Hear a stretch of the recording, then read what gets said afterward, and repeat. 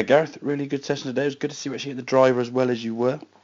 Just going to run through those couple of points we discussed in the session now. As we can see at setup, we were getting very sort of unorthodox, or what we would call unnatural position, a long way from the golf ball, very, very wide stance, big gap there between your hands and your legs, and just sort of setting up in a position there where you really couldn't get the club back to the golf ball on a consistent basis.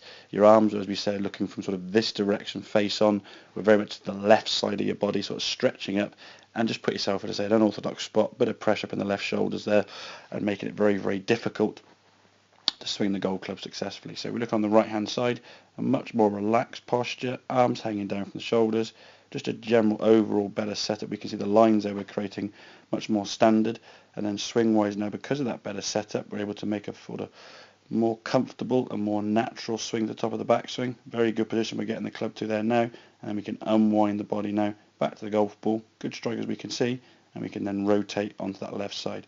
One thing we did find though, as we're obviously a little bit closer, the brain sometimes overtakes, and if we watch this swing now as we come through, I think because you felt as though you were closer, and obviously because you are a little bit closer, the brain takes over. You think, oh, I've got to get up out of the way, and we can see sort of moving back here now, just to watch the weight position on your left foot. The weight goes back onto that left heel, just that left toe lifting, just a sign that you think, oh, I'm a bit too close, I need to create some room.